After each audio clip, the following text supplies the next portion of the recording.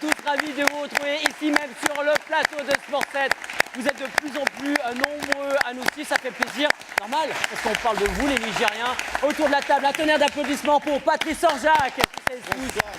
En face, le féru de rallye Jean-Louis Favergeon. Bonsoir à tous, En face de vous, Flavia Quintegui. Comment ça va, Flavia? Ça se passe bien. Notre très belle Fiona Ligonnet et notre spécialiste basket, Effendi Demir, qu'on applaudit bien fort. Bonsoir Julien. Grosse actualité, ça fait beaucoup parler, je ne sais pas pourquoi. L'erreur est humaine. Je vais bien sûr parler de l'arbitrage. Exactement. En football, parce que sans arbitre, il n'y aurait pas de match. Et c'est pour que nous recevons ce soir M.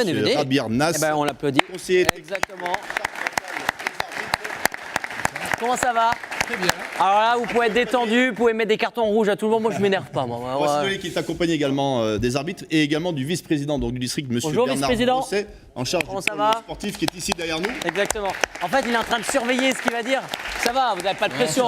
il y a pas de vous êtes Pas large. de pression ici. On n'a pas de pression. Rabir est rodé et ce week-end donc, se tenait à Andrézieux-Boutéon, encore à Bulieu. Une nouvelle... Oh, c'est bon. L'Assemblée générale donc, des arbitres qui consistait à la fois, donc, comme son nom l'indique, de rassembler tout le monde, mais aussi de procéder à des tests physiques, Tout à fait, en l'occurrence. Pour faire un état des lieux. État des lieux et contrôler et pour pouvoir arbitrer en début de saison. Voilà. Alors, avant de revenir et de débattre, puisque c'est l'objet du soir avec notre invité, eh bien, nous avions un consultant de choix et de marque, en l'occurrence, Monsieur Flavien Kentim, pour ne pas le citer, mon camarade de classe de soir, qui nous a proposé et concocté un superbe reportage sujet, en l'occurrence de Flavien.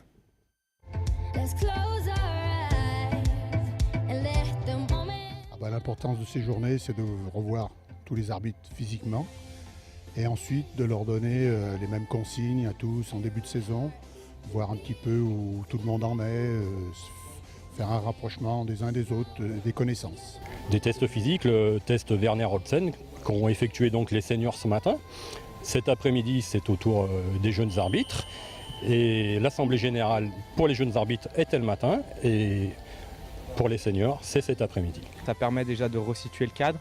On leur fait toujours un petit rappel, on va dire, sur les modifications qui ont lieu pour éviter des erreurs d'arbitrage durant les matchs. Ça permet aussi de se rencontrer, de leur dire quelles sont nos attentes et de planifier la saison avec les rassemblements sur lesquels on va leur demander d'être présents. Donc que ce soit les stages ou que ce soit des formations. Il ne faut pas laisser l'arbitre seul. L'arbitre est déjà souvent seul, on va dire, sur les matchs, surtout en jeune, il n'a pas d'assistant ou des assistants bénévoles. Donc il est seul sur son match, donc au moins bien l'encadrer à l'extérieur du terrain pour qu'on puisse lui apporter les meilleurs conseils, qu'il progresse et qu'il ne soit pas dégoûté de l'arbitrage, qu'on sait que c'est un milieu qui est difficile.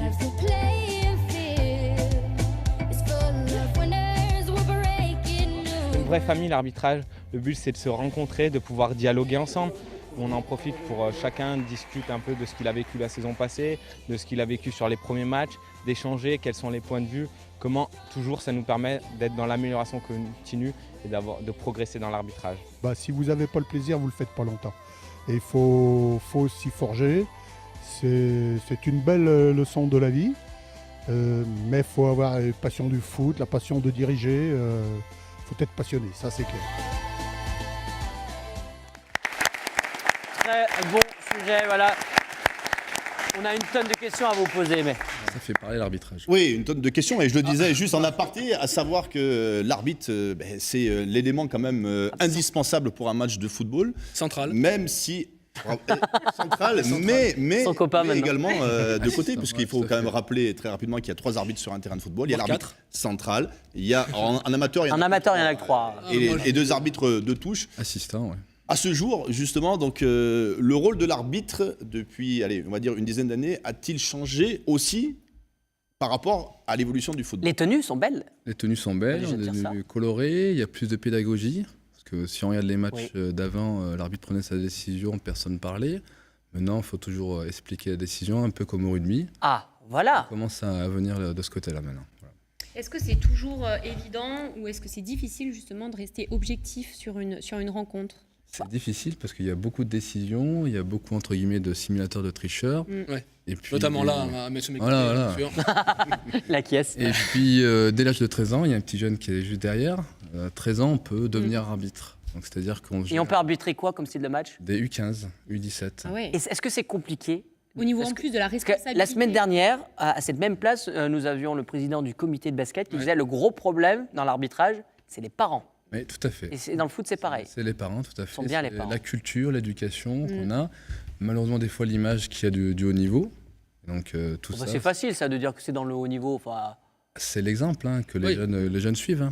Alors, moi, j'ai quand même une question, parce que c'est vrai qu'on a vu beaucoup de faits tristes sur l'arbitrage. Enfin, ils sont victimes de faits extrêmement tristes. Est-ce qu'on en parle justement à l'AG? Est-ce qu'on les forme à ça? Oui, on les forme. Il y a des stages aussi. Il y a des recyclages en internat sur 2 ou 3 jours. Il y a des formations sur le comportement, sur le stress. Donc, il y a du stress, quand même. Oui, il y a du stress qui est généré par, on va dire, tout ce qui se passe en dehors du terrain. Et moi, par contre, ça fait déjà assez longtemps. Alors, on va voir, même si c'est que des images, mon cher Julien, on n'aura pas la bande son, mais je vais la commenter, puisque je connais justement le fond, en fait, de cette, Ah oui, c'est intéressant de voir ça. Le rugby, on va prendre le internationaux français, Trinduc en l'occurrence, et le responsable également donc, des arbitres français, au plan donc, national pour le rugby, qui disait aussi que dans le rugby, il n'hésitait pas justement à rentrer dans le dialogue pour même commenter justement certaines décisions. Et moi, il a raison. Est-ce que c'est la solution? c'est la solution. Voilà, moi je trouve que malheureusement dans le football, on crée, et je ne dis pas que ce soit au niveau des arbitres à proprement dit ou du département, voire on va dire des ligues, mais plutôt sur le haut niveau. Attendez, on va prendre un exemple concret. Vous prenez un rouge et fini, vous, que je vous sens un peu sanguin, etc. Ouais. Le fait qu'on dit, écoutez, très cher ami, vous avez fauché telle personne, est-ce que le discours, ça va t'apaiser? Non, des je pense que si, ça apaisera. Moi, en fait, au basket, ça se fait aussi un petit peu plus. Moi, la question que je voulais vous poser, c'est que voir un gamin de 13 ans, parce que c'est un gamin de 13 ans, voilà, comment le district, comment les clubs motivent ces jeunes, après tout ce qu'on voit, à faire de l'arbitrage, c'est toujours à devenir arbitre. C'est vrai, critiquer, tout à fait. Le plus dur, c'est de les faire venir vers nous. Exactement. Il y a un seuil de 2 ans. Si au bout de ces 2 ans, il est encore avec nous, il restera, le petit. Parce que c'est pas, faut le dire, au basket, c'est pareil, c'est pas la petite compensation financière qu'on donne. C'est pas ça, c'est vraiment la passion et l'envie. Sur le reportage également, on parle beaucoup de passion. Attends, on va parler, s'il est là, on va parler à ce petit jeune. C'est moi une petite place. C'est ce qui fait toute la différence. Qu'est-ce qui te fait rêver dans l'arbitrage? Parce qu'on est d'accord, on a encore regardé ce week-end, un carton rouge qui était de paillettes, etc. T'es un peu sadomaso. Enfin, tu comprends le mot sadomaso ou pas? Un peu, oui, c'est vrai. Aidez-moi un petit peu. Si tu aimes qu'on te fasse mal. Interdiction à moins de 18. Il n'y a pas de montage, c'est ça le problème. Qu'est-ce qui te plaît dans l'arbitrage? Moi, ce qui me plaît, c'est d'ordonner un peu le match, d'être le chef d'orchestre, de faire la loi. Ah, c'est un peu shérif, toi. Ouais, Voilà. vu Parce que t'es mauvais au foot, tu te dis, tiens, je vais faire arbitre. Non, c'est comme ça ou non? J'étais pas très fort au foot, mais c'est surtout parce que quand je regardais un match de foot, je regardais beaucoup l'arbitre au milieu et ça m'a donné envie et donc j'ai tout de suite voulu commencer et plus j'ai commencé à faire des matchs et plus j'ai aimé. C'est un travail d'équipe avec, vous êtes 3, c'est un travail d'équipe vraiment ou t'es seul En district, on est tout seul. Ouais, mais c'est ça qu'il faut dire, c'est tout seul, il est tout seul quoi. Voilà. Puis après, quand on monte de niveau... C'est dur, tout seul On sent la pression des parents derrière. T'entends des noms d'oiseaux des fois de temps en temps. Oui, mais on fait abstraction de ces mots. Mais... 13 ans, vous imaginez les parents. On peut applaudir. Merci. Ce que je voulais quand même souligner, c'est qu'on sent quand même chez ce garçon une certaine forme maturité. Je crois que c'est important par rapport à ça. Je voulais savoir si justement il fallait quand même avoir un caractère assez fort. Il faut avoir des épaules quand même. Et on voit qu'il les a. Moi, je les aurais pas, les épaules. Il faut devenir arbitre. Pour te former. Oui. Non, mais pour revenir dessus, c'est important. On dit que l'arbitrage, c'est l'école de la vie, parce que dès l'âge de 13-14 ans, on a géré des personnes, des caractères différents. C'est des managers. Managers, tout à fait. Il y a 11 personnes, 11 individus inconnus, contre 11 individus inconnus, plus les dirigeants à gérer, qui sont plus grands que lui. Il a 13-14 ans, il doit gérer des personnes de 30, 40, 50 ans. Ah ouais, plus les parents, on revient sur les parents, parce qu'au basket... Une question peut-être un peu plus personnelle, parce qu'on a la chance de se connaître. Je t'ai vu aussi officier sur des terrains de football. Et à haut tu as mis niveau, un carton rouge déjà? Non, je suis toujours Il en mérite. Non, mais non, il ne m'a pas arbitré, parce que la génération faisant que. Mais on se retrouve maintenant à travers nos différentes activités sur des terrains de football et de haut niveau. C'est une question un peu plus personnelle, parce qu'on a parlé effectivement qu'il y a un moment ou un autre de méconnaissance des individus, forcément, parce qu'on ne se connaît pas. Mais justement, si on fait un petit peu de management, ce qu'on vient d'en parler, pour manager, il faut savoir aussi, à un moment, rentrer en dialogue, en communication. Est-ce que toi, ta vision, elle serait justement de tirer vers un dialogue un peu plus important et de dire que il est bon. la vraie porte d'entrée, ça serait peut-être d'instaurer un dialogue entre les joueurs et les arbitres. C'est exactement ça, parce qu'avant, on disait aux arbitres, il faut que tu gagnes ton match avant le match. C'est-à-dire qu'il faut montrer un petit peu que tu es autoritaire. Qui est le patron, c'est ça? Tu es le patron avant match. Alors que maintenant, c'est pas du tout ça. Et il faut justement montrer qu'il y a de la communication.